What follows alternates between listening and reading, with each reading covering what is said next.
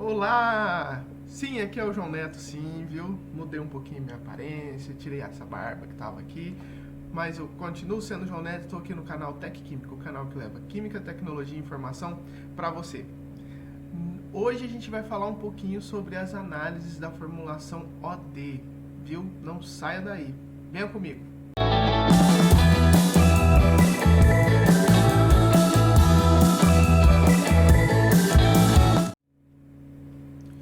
Então, como vocês viram anteriormente, né, a Ana Flávia explicou um pouco sobre as formulações OD, quais são os componentes existentes nela, os processos, né, de produção dessa formulação, e agora vamos falar um pouco sobre quais análises a gente realiza nesse produto e para garantir uma qualidade dele, certo? Esse aqui é o roteiro do nosso vídeo de hoje. Então eu vou falar um pouquinho sobre tipos de análises físico-químicas, as normas e portarias que exigem as análises versus o que é praticado no mercado e dar uma dica de análise cromatográfica. Então, falando sobre um pouco sobre os tipos de análises que são exigidas na OD, segundo a BNT 8510, que diz quais são as características físico-químicas de uma formulação, as análises obrigatórias para a OD são granulometria por via úmida, espuma persistente e estabilidade da dispersão. Como vocês podem ver, são poucas análises e existe uma mera semelhança com a SC, certo? Lembrando que a OD ela pode ter sólidos suspensos também, então ela é muito parecida com uma formulação SC. Então, as análises que são adotadas na indústria, elas acrescentam um pouco a mais, né, algumas análises, e elas são muito parecidas com a da SC. Então, ó, pH, densidade, tamanho de partícula, viscosidade, aspecto, cor, teor, suspensibilidade também pode ser feito, dependendo de como essa formulação também é uma prática, fazer a suspensibilidade desse tipo de formulação. Então, a gente tem aqui na indústria, ela é muito mais completa as análises do que é exigido na BNT 8510, certo? Então, ó, para quem não sabe quais são essas análises, para que serve cada uma, a Daniela está gravando vários vídeos falando sobre essas formulações, sobre essas análises, desculpa, e vocês não deixem de assistir para aprender detalhadamente o que é cada análise que está descrita aqui, certo? Então, para caracterizar as formulações OD, obrigatoriamente pelo 8510 são essas que são solicitadas, mas a indústria adota um pouquinho a mais do que é exigido. Para o teor de ingrediente ativo, conforme a Daniela tinha falado já lá nos vídeos sobre suspensão concentrada, a gente tem essa tabela que ela é fixa para todos os tipos de formulação, certo? Então isso vai depender da concentração do seu ingrediente ativo e que para você calcular a variação existente para essa formulação. Então ela não muda para todas as formulações, é igual, e eu vou trazer ela sempre aqui para vocês lembrarem disso. E para quem ainda se recorda, vou ser chato e vou falar assim várias vezes. Você lembrou de assistir aquele vídeo lá da Daniele na suspensão concentrada e que ela fala certinho o que é uma especificação, para que ela serve. Se não, você vai voltar lá e vai assistir, porque foi muito bacana essa aulinha que ela deixou lá, hein, sobre especificações. Então, a especificação, a gente precisa ter uma faixa ideal, né, dos nossos testes, e a gente precisa também saber quais são os testes que são realizados, certo? Então, por isso, a gente tem a faixa de especificação. Inclusive, nesse mesmo vídeo, ela falou, além da faixa de especificação, do para que é, quais são os testes que são realizados, ela também falou sobre para que serve uma análise físico-química. Então, não perde. Volta lá e assiste, hein? Por enquanto, vamos continuar.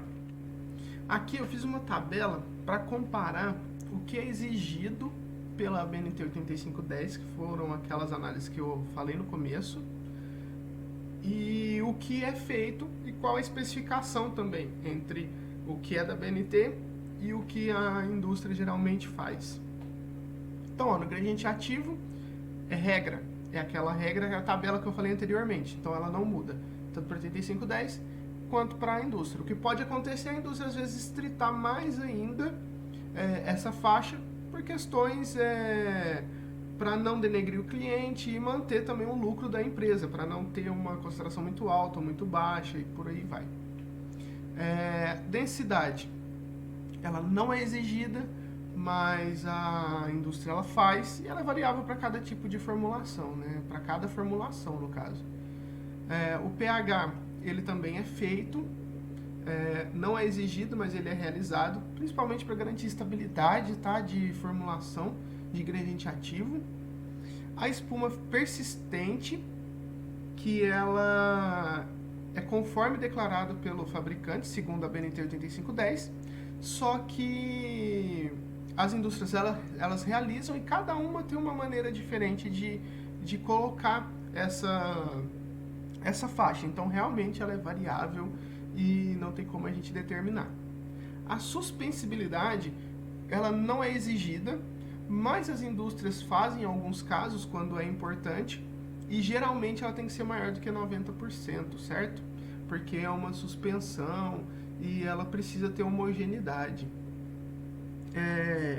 A granulometria, né, a peneira com abertura de 75 micras, na BNT, né, na 8510, exige que o máximo retido seja 2%.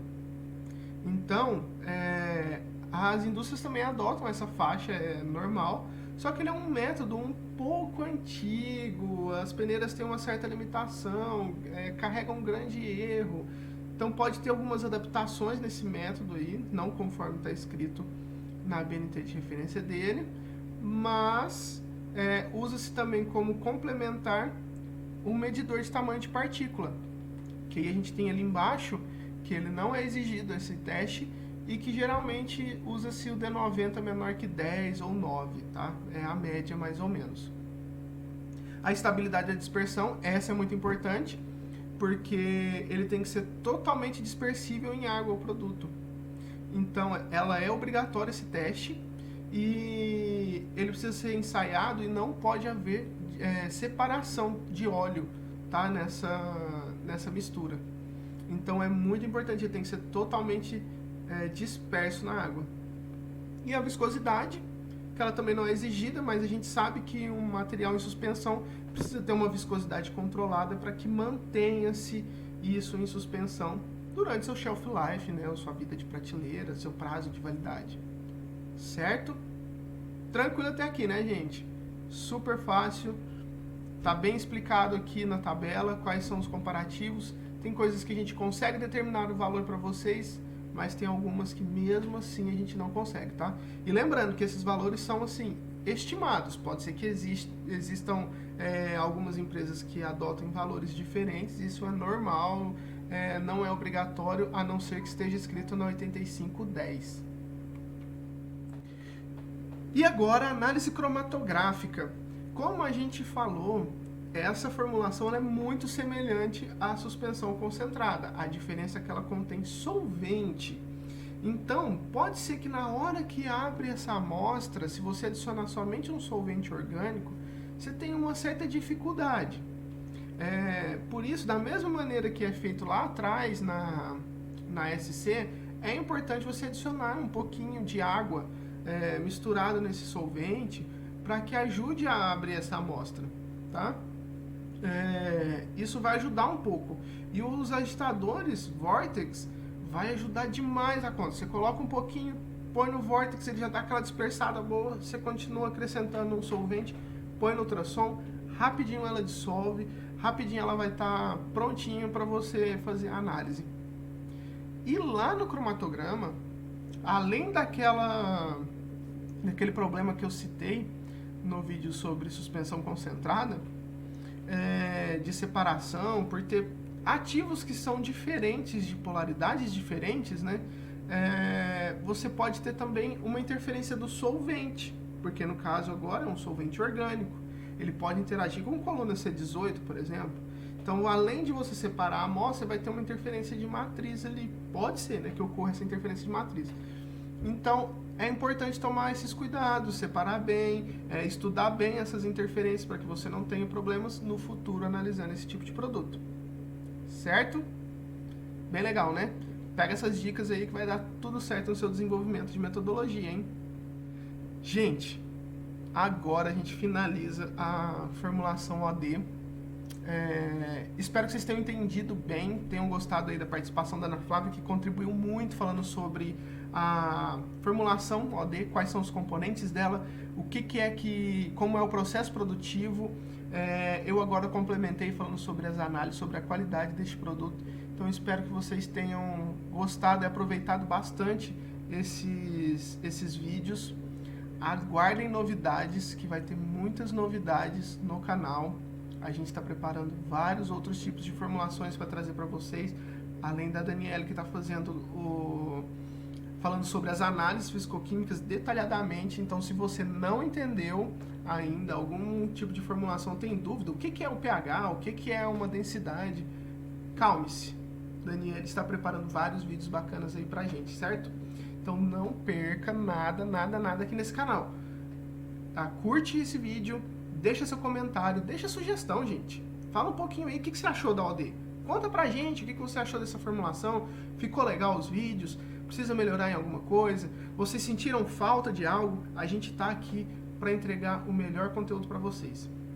Então, por favor, deixe seus comentários, deixa seu like aqui, deixa aquele joinha no vídeo e não esquece de seguir o canal.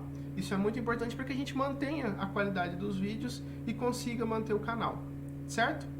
Então, aquele abraço, gente. Tchau!